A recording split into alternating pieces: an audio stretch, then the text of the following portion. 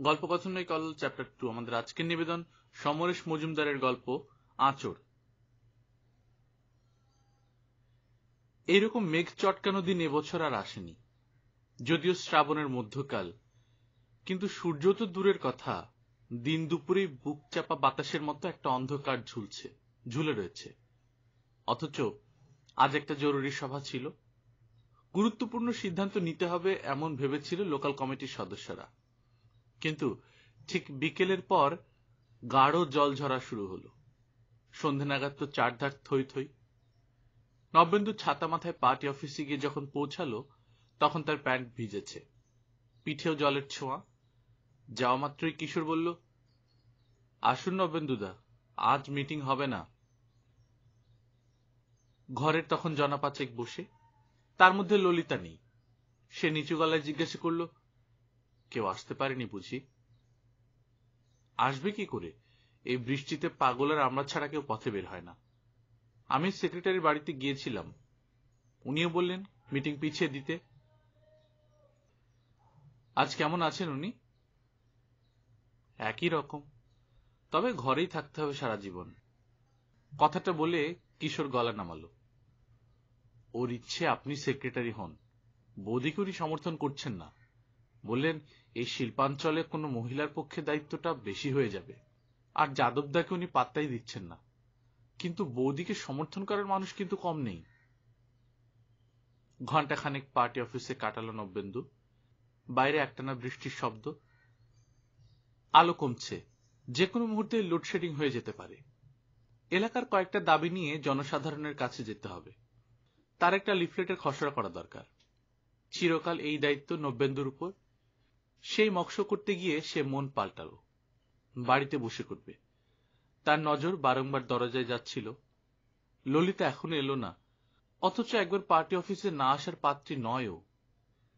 ওর স্কুলের সামনে সামান্য বৃষ্টিতে জল জমে যায়। ললিতা তার স্ত্রী, 22 বছর তাদের বিবাহিত জীবন নির্বিঘ্নে কেটেছে। 22 বছর ধরে তারা একই রাজনীতি করছে। পার্টি যখন দুভাগ হলে তখনও একসঙ্গে, পার্টি থেকে যখন অনেকে বেরিয়ে গেল তখনও পার্টির সঙ্গে। একসঙ্গে আন্দোলন করেছে, পুলিশের লাঠির ঘা খেয়েছে। নবেন্দু অবশ্য পার্টিতে এসেছিল আরো আগে, তখন সবে যৌবনে পা দিয়েছে। স্বাধীনতার পরেই পার্টি ব্যান্ড হয়ে গেল। আন্ডারগ্রাউন্ডে লুকিয়ে লুকিয়ে মার্কস সাহেবের কাছে শিক্ষিত হয়েছিল। তার রক্তে আমরণ একই আনুগত্য। ললিতা পরে যার সঙ্গী হয়েছে। একই আঞ্চলিক কমিটিতে কাজ করতে করতে দিন কেটেছে ওদের। পদের মোহ কিংবা নির্বাচনের আসক্তি কোনো কালই ছিল না নবেন্দুর। আজ কেন্দ্রীয় নেতাদের অনেকেই তার বন্ধু কিংবা শিষ্য। নবেন্দু থাকতে চেয়েছে একই জায়গায়, কিন্তু এই লোকাল কমিটি আজ বিপন্ন। সেক্রেটারি কখনো সুস্থ হবেন না। অনেকেই তাকে ধরল হাল হাতে নিতে, এমনকি কেন্দ্রীয় কমিটি থেকে অনুরোধ এলো তার পিছিয়ে না থাকার জন্য। নবেন্দু রাজি হল, এবং বিষয় তারপরেই যাদবের কথা সে ধরছে না। ওর পদের উপর মোহ চিরদিনই। ললিতাকেও রাজি হতে দেখল একই পদের জন্য প্রতিদ্বন্দ্বিতা করতে। এখানেই মূলত স্বামী স্ত্রীর লড়াই, যাদব ধর্তব্যের মধ্যে নয়। নবেন্দু এবং ললিতার সাংসারিক জীবন সুখের। অবশ্য সুখের সংজ্ঞা নিয়ে নানান মতভেদ থাকতে পারে। ওদের তো সন্তান হয়নি, এবং তা নিয়ে আপাতত কোনো আক্ষেপ নেই কারো। ললিতার এবং নবেন্দুর মধ্যে কোনো ভুল বোঝাবুঝি নেই, কোনো আড়াল নেই। তাদের 3 কামরার বাড়িতে পার্টির ছেলেমেয়েদের অবাধ যাতায়াত। মাঝে মাঝে মনে হয় পার্টির অফিসটাই যেন সেখানে উঠে গেছে। আর এত বাইরের কাজ সামলেও ললিতা সংসারের খুঁটিনাটি ঠিক নজরে রেখে স্কুলে যায়। ললিতার হাতের রান্না না খেলে তৃপ্তি হয় না নবেন্দুর। যেদিন প্রথম খবরটা শুনল সেদিন বাড়িতে ফিরে ললিতে তাকে বলেছিল, ওরা সবাই আমাকে চাইছে, তোমাকেও কেউ কেউ। কি করা যায় বুঝতে পারছি না। তুমি তো শুনলাম সম্মতি দিয়েছ। বেশ তো, নির্বাচন হোক, এতে পার্টির গণতান্ত্রিক চেহারাটা উজ্জ্বল হবে। আমার বিন্দুমাত্র আপত্তি নেই। বুকের কাছে চলে এসেছিল ললিতা। তুমি আমাকে ভুল বুঝছো না তো? মোটেই না, তবে তুমি যদি চাও আমি সরে দাঁড়াতে পারি। খবরদার না, তাহলে যাদববাবু বলে বেড়াবে বউয়ের মুখ চেয়ে তুমি কেটে পড়লে। আমার প্রতিদ্বন্দ্বিতা করব, কিন্তু সেটা বাইরে, ঘরে আমাদের সম্পর্কে যেন চিড় না ধরে। ললিতার চুলে হাত বুলিয়ে নবেন্দু বলেছিল, তার চেয়ে এক কাজ করো, ভোট চাওয়ার জন্য আমরা ওকে আক্রমণ করব না, নিন্দা করব না। বেশ, তাই হোক, কোন রকম ক্যাম্পেইন ছাড়াই আমরা কন্টেস্ট করব। বৃষ্টি কমার কোনো লক্ষণ নেই। কিশোরকে ঝাঁপ বন্ধ করতে বলে ছাতি মাথায় রাস্তায় নামলো নবেন্দু। এলোপাথাড়ি ঝাপটা দিচ্ছে হাওয়া। জলের ফোঁটাগুলো বেশ ভারী। কয়েক পা হাঁটতে সম্পূর্ণ ভিজে গেল সে। এখন রাত ৮টা। ললিতাদের স্কুল মাইল ১.৫ দূরে। সে কি এখনো স্কুলেই আটকে আছে? সেখানে যাওয়ার আগে নিজের বাড়িটা দেখে যাওয়া উচিত মনে হলো। কিছুদূর হাঁটতে ওর মনে হলো একা এই দুর্যোগে বেরোনো উচিত হয়নি। রাজনীতি এখন এমন ক্লেদাক্ত যে কেউ নিশ্চিন্ত নয়। আশেপাশের জেলায় চোরাগোপ্তা খুন হচ্ছে। পার্টির উঁচু দিকের মানুষের উপর এই আক্রমণ। তাদের সাংগঠনিক ক্ষমতার কাছে হার মেনে স্বার্থলোভী শক্তিগুলো এইসব আঘাত হানছে। যদিও এই জেলায় এখন এমন খবর পাওয়া যায়নি, তবুও কেন্দ্রীয় কমিটি থেকে সতর্ক থাকতে বলা হয়েছে। নবেন্দুর এই বৃষ্টিতেও হাসি পেল। মানুষ এখন মানুষের কাছেই বিপন্ন। নিঃস্ব শ্রমিকের বড় শত্রু হয়ে দাঁড়িয়েছে আরেক নিঃস্ব শ্রমিক। মাঝ রাস্তায় আলো নিভল। ঝুপ করে গভীর কালো জাল কেউ ছুড়ে দিল শহরটার উপর। বৃষ্টি হলেই কেন যে লোডশেডিং হবে এই শহরে, তার কোনো বাস্তব ব্যাখ্যা নেই। রাস্তার আলো নিভে যাওয়ায় হাঁটতে অসুবিধা হচ্ছিল। এই সময় নবেন্দু অনুভব করে তার বয়স হচ্ছে। আগের মতো সেই টকবগে ভাবটা আর নেই। এই যেমন তুমুল বৃষ্টিতে ছাতা যখন কোনো কাজ করছে না, তখন সেটাকে মাথার উপর তুলে ধরা যে বাহুল্য, তা মনে হলেও অভ্যাসে মেলে রাখা, এমন আর কি। বাড়ির সামনে দাঁড়িয়ে স্বস্তি ফিরল। ভেতরে হ্যারিকেনের আলো জ্বলছে। তার মানে ললিতা ফিরেছে। দরজা খুলেই ললিতা চেঁচালো, এমা, এ কি করেছো তুমি? এই বৃষ্টিতে ভিজতে ভিজতে এলে। একই সাইনাসের ধাত, তার উপর তুমি একটা অসুখ না বাঁধিয়ে ছাড়বে না। দেখছো দিনটা এরকম, কি দরকার ছিল বের হবার? আজকে মিটিংটার কথা ছিল যে। ছাতা বন্ধ করেও আবার মেলে দিল একপাশে। বাথরুম থেকে পরিষ্কার হয়ে বেরিয়ে খাটে বসতেই ১ কাপ আদা দেয়া চা ধরিয়ে দিল ললিতা। কৃতজ্ঞ নবেন্দু স্ত্রীর মুখের দিকে তাকালো। সন্তান হয়নি বলে শরীর ভাঙেনি, কিন্তু মুখে বয়সের ছাপ পড়েছে, চুলে রং ধরেছে। কিন্তু তা সত্ত্বেও নবেন্দুর মনে হলো ললিতা এখনো লাবণ্যময়ী। সে অন্য গলায় বলল, তোমারই নির্বাচিত হওয়া উচিত। স্ত্রী হিসেবে আমিও এরকম বলবো। আজ যে মিটিং হবে না তুমি জানতে না? না, তুমি জানতে? হ্যাঁ, স্কুলেই খবর পেয়েছি। একটা চিনচিনে ব্যথা উঠে মিলিয়ে গেল। ললিতার সঙ্গে ওদের বেশি যোগ। সে নিঃশ্বাস ফেলে কাগজপত্র নিয়ে বসলো চা শেষ করে। ললিতা বসলো স্কুলের খাতা নিয়ে, বলল, খাওয়ার ইচ্ছে হলে বলো, বেশি রাত না করাই ভালো। যা ভিজেছ তাতে তাড়াতাড়ি শুয়ে পড়াই ভালো। লিফলেটের খসড়া সবে শেষ হয়েছে, এমন সময় দরজায় কড়া নড়ল। প্রথমটা হুঁশ করেনি নবেন্দু। ললিতার চেয়ার ছেড়ে উঠতেই সে মুখ তুলল। এই বৃষ্টিতে কে এলো আবার? দেখছি, তুমি বসো, আমি যাচ্ছি। অরুণ হতে পারে, ও বলেছিল একবার আসতে পারে। ললিতা এগিয়ে গেল বাইরের ঘরের দিকে। অরুণ ললিতার বসংবদ ভাই। নবেন্দুর সন্দেহ অরুণের পরামর্শেই ললিতা প্রতিদ্বন্দ্বিতা করবে। সে ঘড়ির দিকে তাকালো, রাত 11:15। এখন আসা মানে কিছুক্ষণ ওর বকবকানি শুনতে হবে। ও ঘরে মোমবাতি জ্বালিয়ে দরজা খুলল। শব্দ হলো। কাকে চাই? ললিতার গলায় প্রশ্ন বাজল। নবেন্দু আছে? আপনার নাম? নাম বললে কি চিনতে পারবেন? আমি ওর বন্ধুর আত্মীয়, একটু ডেকে দিন না। সংলাপগুলো কানে এসেছিল। গলার স্বরের মালিককে চিনতে পারল না নবেন্দু। এই সময় ললিতা একটু বিরক্ত মুখে ঘরে ঢুকে বলল, একটা বুড়ো তোমায় খুঁজছে, নাম বলল না। উটকো জ্বালাতন এত রাত্রে, বিদায় করে দিতে পারলে না? বুড়ো মানুষ, মনে হলো সুস্থ নন, তারপর তোমার বন্ধুর আত্মীয়। ললিতা আবার ছাত্রীদের খাতা নিয়ে বসল। বাইরের ঘরের দরজা আধা ভেজানো। বৃষ্টির শব্দ আসছে, ঘুটঘুটে অন্ধকার। ও ঘরে দুটো আলোর সামনে বসে দুজন কাজ করছিল। এ ঘরে মোমবাতি জ্বলছে। তার কাঁপা কাঁপা আলোয় কুঁচকে দাঁড়িয়ে থাকা বৃদ্ধকে দেখতে পেল সে। সম্পূর্ণ ভিজে ঠকঠক করে কাঁপছেন। কাঁধে একটা ব্যাগ রয়েছে পলিথিনের, হাতে একটা ছেঁড়া ছাতা, বুক অব্দি সাদা দাড়ি আর মাথার চুল উঠে গেছে অর্ধেকটা। দুই চোখে অদ্ভুত দৃষ্টি। কি চাই? নবেন্দু, গলার স্বর কাঁপল। আমি আমি আপনাকে ঠিক চিনতে পারছি না। কার আত্মীয় আপনি? নবেন্দু, তুমি আমাকে চিনতে পারছো না ভাই? তৎক্ষণাৎ সমস্ত শরীরে কাঁপন লাগলো। হঠাৎ দারুণ শীত করতে লাগলো নবেন্দুর।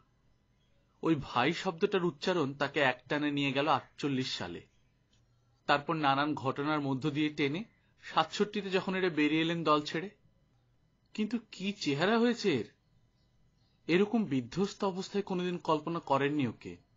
সেই এই আজাদি ঝোটা হ্যায় দিনগুলিতেও এমনভাবে ভেঙে পড়তে দেখেনি সে। কিন্তু এই মানুষটির অস্তিত্ব অস্বীকার করা হয়েছে। কোন রকম সাহচর্য বেআইনি, সাহায্য নিষিদ্ধ। পার্টি একবার তাকে নির্দিষ্ট কারণে বহিষ্কার করেছে। তার কি প্রয়োজন এখানে এত রাত্রে? আমায় সত্যি চিনতে পারছো না? মাথা নাড়ল নবেন্দু। হ্যাঁ।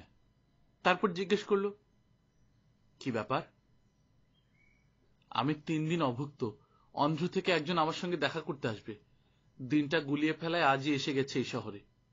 অর্থ নেই যে হোটেলে উঠব, আর এই বৃষ্টিতে পথেও কাটানো অসম্ভব। তোমার কথা মনে পড়ল। তুমি আমাকে একটা রাত থাকতে দেবে ভাই? একটা হাত থরথর করে কাঁপছিল। সেটা সামান্য এগোলো। বুকের মধ্যে এখন লোহার বল নড়ছে। এ কি বলছে জগদীশদা? দল বিরোধী কাজ এবং উগ্র মানসিকতার জন্য বিতাড়িত মানুষকে সে আশ্রয় দেবে দলের সক্রিয় সদস্য হয়ে? অসম্ভব। সঙ্গে সঙ্গে নানান অভিযোগের ছুরির সামনে দাঁড়াতে হবে তাকে। এটা অপরাধ। অন্যমনস্ক হয়ে মাথা নাড়তেই জগদীশ বললেন, দেবে না? নবেন্দু, আমি তোমার কাছে ভীষণ আশা নিয়ে এসেছিলাম। এই বৃষ্টিতে বাইরে থাকলে আমি বাঁচব না। কত রাত ভালো করে ঘুমোয়নি। উপোসের সঙ্গে মানিয়ে নিয়েছি, কিন্তু বৃষ্টিতে ভিজলে এই বয়সের শরীরটা মানাতে পারবে না।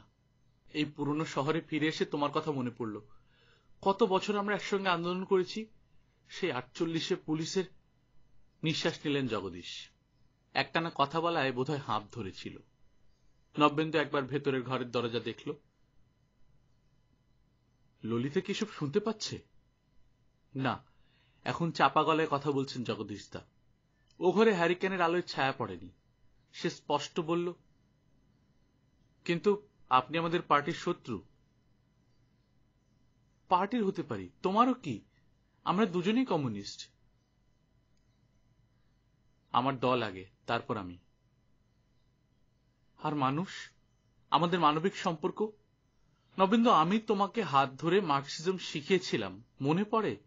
আজকের রাতটা থাকতে দাও আমাকে। এই বৃষ্টির রাত্রে কেউ একথা জানতে পারবে না। কোনো মানুষ পথে নেই। কথা দিচ্ছি, ভোর হবার আগে আমি চলে যাব। আমি আর পারছি না, একটু ঘুমোতে দাও। নবেন্দু মাথা নাড়ল। দীর্ঘকালের সংস্পর্শে অনেক কৃতজ্ঞতা তাকে সপ্তরথীর মতো ঘিরে ধরেছিল। একটা রাত, কেউ জানবে না। ললিতা পর্যন্ত জগদীশ তাকে চিনতে পারেনি। কাকপক্ষী জাগার আগে যদি মানুষটা ঘুমিয়ে নিয়ে চলে যান, তাহলে। সে মাথা নাড়ল আবার। ঠিক আছে, এই সোফায় শুয়ে পড়ুন। ভোরের আগে চলে যাবেন। ওপাশে একটা বাথরুম আছে।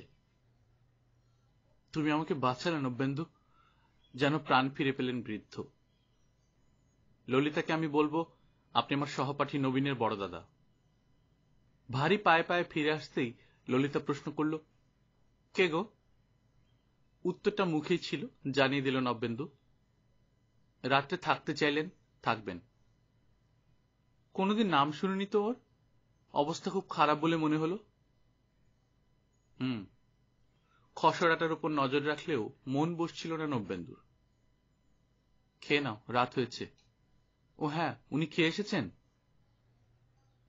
কে? তোমার বন্ধুর দাদা? কি জানি, তুমি আমারটা দাও। সে কি, বাড়িতে থাকবেন যখন জিজ্ঞেস করো খাবেন কিনা। থাকতে দিয়েছি তাই যথেষ্ট, আবার খাবে কি?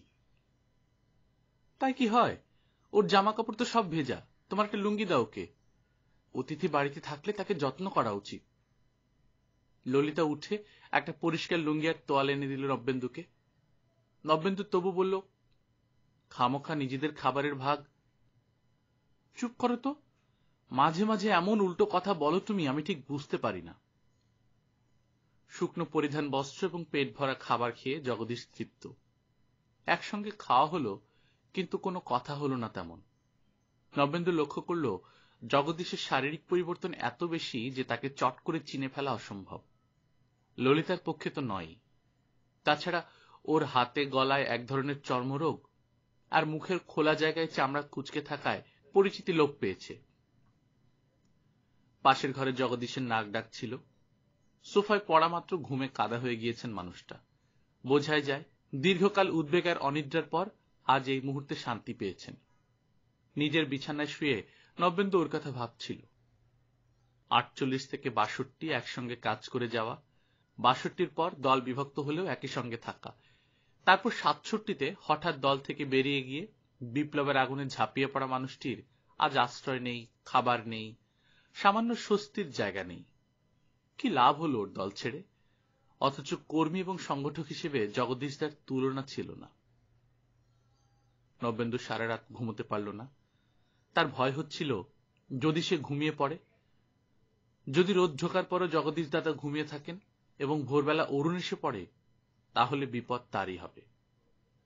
বিছানার একপাশে ললিতা ঘুমিয়ে আছে, অদ্ভুত স্নেহশীলা মহিলা, নইলে অপরিচিত মানুষকে যেচে খাবার দেয়।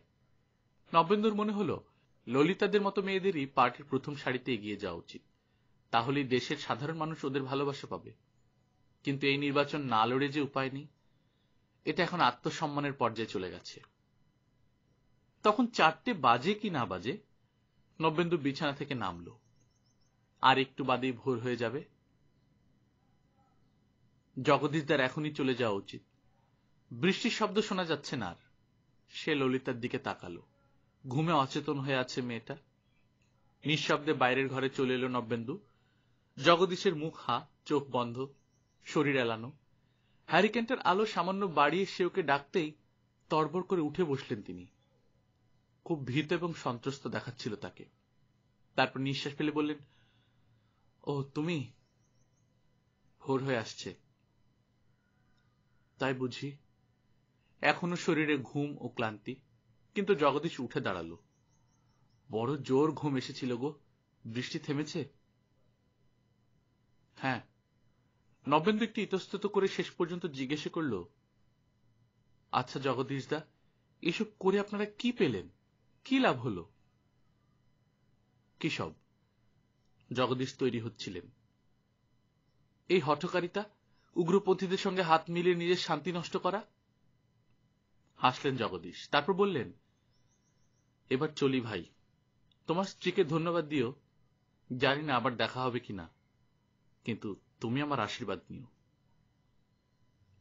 দরজাটা নিঃশব্দে খুলে বাইরে তাকালেন জগদীশ। তখন অন্ধকার পথ জুড়ে। সকালের দেরি করিয়ে দিচ্ছে মেঘলা আকাশ, ঠান্ডা বাতাস দিচ্ছে জোর। হঠাৎ মুখ ফিরিয়ে জগদীশ বললেন, কি লাভ হলো জিজ্ঞেস করছিলে তুমি? লাভ নিশ্চয়ই হয়েছে। 75 কোটি মানুষের বুকে একটা খোঁচা লাগলো তো। 67 থেকে 71 আমরা যা করেছিলাম তার বাস্তব কোনো মূল্য নেই। কিন্তু তোমরা যারা মার্ক্সবাদী বিশ্বাস করো, তাদের বিবেকে যদি সামান্য আঁচড় লাগে, তাহলেই তো বড় লাভ, বড় পাওয়া, তাই না?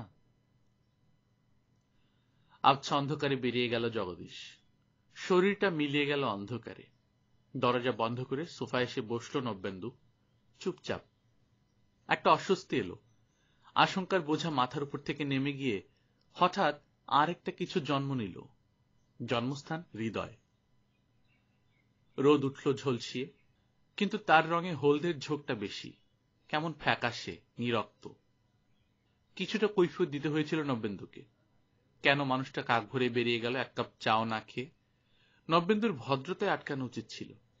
ললিতার মুখের দিকে না তাকিয়ে নবেন্দু বলেছিল নিজেকে, ছিল, সবই ছিল, কিন্তু রাখতে পারেনি। সেই সঙ্গে সে ভীষণ হালকা হয়েছিল। এক রাতের যাতায়াতে কোনো কথা উঠবে না কোনোদিন, কিন্তু সারাদিন একটু একা হলেই জগদীশের শেষ কথাটা বুকে ঝাপটা মারছে। কি বলতে চেয়েছিলেন জগদীশদা? দীর্ঘকাল একসঙ্গে পুলিশের কাছে মার খেয়ে যখন পুলিশের উপর হুকুম করার সুযোগ এলো, তখন জগদীশদারা আবার ছন্নছাড়া হয়ে পড়েছে। এখন তারা যা করছে সেটাই তো কাম্য ছিল, নাকি ছিল না? রাষ্ট্রযন্ত্র হাতের মুঠোয় আসবার পরেও কেন এত অতৃপ্তি থেকে যায়? কিন্তু এসব চিন্তাভাবনা সাময়িক। সারা দিন রাত এত কাজ, দলের হয়ে মিটিং মিছিল আর সমাবেশ, এসব করে এসব চিন্তা মাথা থেকে উধাও হতে দেরি হলো না নব্যেন্দুর। দুদিন বাদে হঠাৎ একটা জরুরি মিটিং এর সমন পেয়ে চমক লাগলো তার। কেন্দ্রীয় নেতা আসছেন আগামী নির্বাচন এবং দলীয় পরিস্থিতি পর্যালোচনা করতে। প্রত্যেক দায়িত্বশীল সদস্যকে সেদিন অবশ্যই উপস্থিত থাকতে হবে। মিটিং শুরু হলো। অন্য কয়েকটি এজেন্ডার পর লোকাল কমিটির সম্পাদক নির্বাচন প্রসঙ্গ। হঠাৎ কেন্দ্রীয় নেতা বললেন, এর আগে একটি নির্দিষ্ট অভিযোগ নিয়ে আলোচনা করা দরকার। আমাদের একজন কমরেড, যার উপর পার্টি আস্থা রেখেছিল, তিনি দলবিরোধী কাজ করেছেন।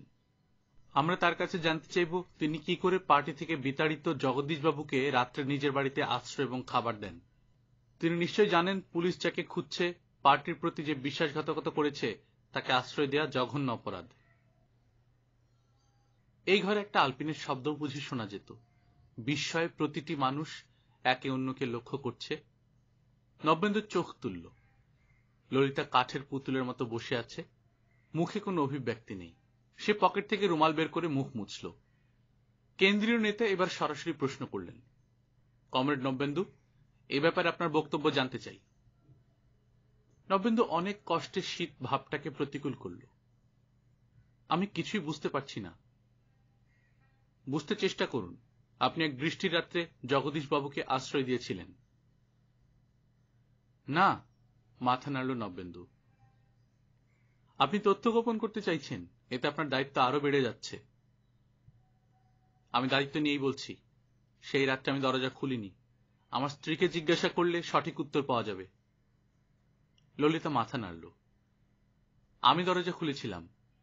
সেদিন লোডশেডিং ছিল। জগদীশকে আমি চিনতে পারিনি। উনি আমার স্বামীর খোঁজ করছিলেন, তাই ওকে ডেকে দিয়েছিলাম। কেন্দ্রীয় নেতা এবার জিজ্ঞেস করলেন, আপনি এরপর তাকে রাত্রে থাকতে দিয়েছিলেন, খাবার দিয়েছিলেন, নিশ্চিন্তে ঘুমোতে দিয়েছিলেন স্ত্রীর কাছে মিথ্যা কথা বলে। নব্যেন্দু মাথা নাড়ল। মোটেই নয়, আমি ওকে খাবার দিতে চাইনি। আমার স্ত্রী জোর করে ওকে খেতে দেন, পরিষ্কার লুঙ্গি দিতে বলেন। ললিতা বলল, সত্যি নয়, এসব করেছিলাম যেহেতু আমায় বলা হয়েছিল উনি আমার স্বামীর বাল্যবন্ধুর দাদা, তাই। নব্যেন্দু বলল, কথাটা সত্যি, জগদীশ আমার বাল্যবন্ধুর অগ্রজ। কেন্দ্রীয় নেতা হাসলেন। তাই শেষ রাতে গোপনে রাজনীতি নিয়ে আলোচনায় বসেছিলেন আপনারা? চমকে তাকালো নব্যেন্দু। আর ললিতা না কাপা গলায় জানালো কি করে সেই রাত্রে সে নিজেকে সংবরণ করেছিল। গোপনে নব্যেন্দুর উঠে যাওয়া, জগদীশের সঙ্গে আলোচনা এবং যাওয়ার সময় জগদীশের কিছু জ্ঞানগত উপদেশ পাওয়ার পর নব্যেন্দু স্তব্ধ হয়ে বসে থাকা সে খুঁটিয়ে বিবৃত করল।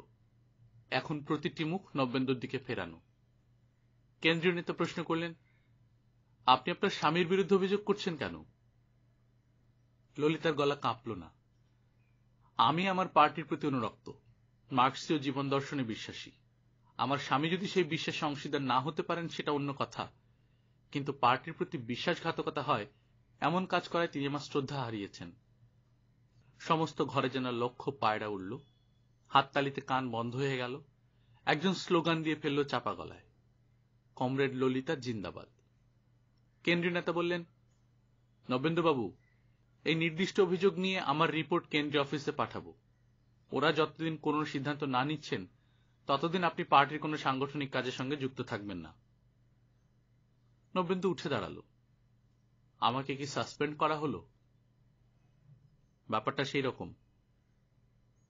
নব্যেন্দু চুপচাপ বেরিয়ে এলো। এখন বেশ রাত, টুপটাপ বৃষ্টি শুরু হয়েছে আবার। নব্যেন্দু হাঁটতে হাঁটতে গলির মুখে চলে এলো। তার মাথার ভেতরটা শূন্য হয়ে গেল। ওরা শুধু অভিযোগ করে গেল, কিন্তু কেউ জানতে চাইল না কেন সেদিন সে জগদীশকে আশ্রয় দিয়েছিল। এমনকি ললিতাও এই প্রসঙ্গে তার সঙ্গে কোনো কথা বলেনি। ললিতার সঙ্গে এতকালের সম্পর্ক, অথচ সেও মুখ ফুটে জিজ্ঞেস করতে পারেনি একবার। কিন্তু দলের কাছে গোপন রিপোর্ট পাঠাতে দেরি করেনি। এত বছর একসঙ্গে বাস করেও যদি এতটা ফারাক হয়ে যায় দুজন মানুষের মধ্যে, তাহলে অনেককাল একটি পার্টির জন্য যৌবন এবং শ্রম দান করেও এই ব্যবহার পাওয়াটা স্বাভাবিক। সেই রাত্রে কেউ সাক্ষী ছিল না। ললিতা যা বলেছে তা মিথ্যে প্রমাণ করতে যদি সে তৎপর হয়, তাহলে ওই বেচারা মুশকিলে পড়বে। কি দরকার?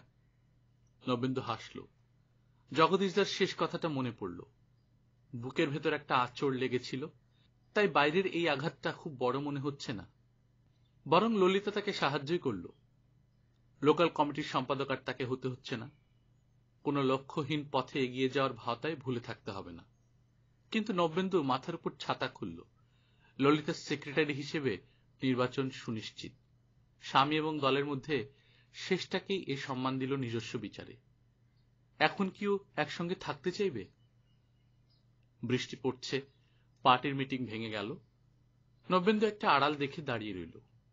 মানুষজন বেরিয়ে যাচ্ছে। তারপর ললিতাকে দেখতে পেল, গলি দিয়ে দ্রুত আসছে, সঙ্গে অরুণ। রাস্তার মোড়ে দাঁড়িয়ে অরুণ বলল, চল ললিতাদি, তোমাকে পৌঁছে দিয়ে আসি, বৃষ্টি পড়ছে। না না, কোনো দরকার নেই, আমি একটা রিক্সা নিয়ে নিব, তুমি কাল সকালে অবশ্যই বাড়িতে এসো। ললিতার গলার স্বরে কর্তৃত্ব। কিন্তু নবেন্দু যদি বাড়িতে ফিরে? ওসব ভয় করো না, তাহলে তো বাঁচা যাবে না। কথাটা বলে ললিতা বৃষ্টি মাথায় করে হাঁটতে লাগলো। অরুণ চলে গেল উল্টো রাস্তায়। নবেন্দু দ্রুত কয়েক পা হেঁটে ডাকল, শোনো। চমকে ফিরে তাকালো ললিতা। রাস্তার ভিজে আলোয় তাকে অদ্ভুত নার্ভাস দেখালো। নবেন্দু হাসল, বৃষ্টিতে ভিজো না। ললিতার মুখ তখন রক্তশূন্য, চোখে বিস্ময় আর ভয়। ছাতাটি এগিয়ে দিলেন নবেন্দু। এটা রাখো। গল্পকথন বাই কল্লোল চ্যাপ্টার 2 তে আপনারা শুনছিলেন সমরেশ মজুমদারের গল্প আঁচড়। আমরা নিয়মিত গল্প পাঠ করে শোনাচ্ছি। আপনারা যারা প্রথমবার মতো শুনছেন, কাইন্ডলি সাবস্ক্রাইব করে নেবেন। নিজে ভালো থাকবেন, আশেপাশের লোকজনকে ভালো রাখবেন। টাটা।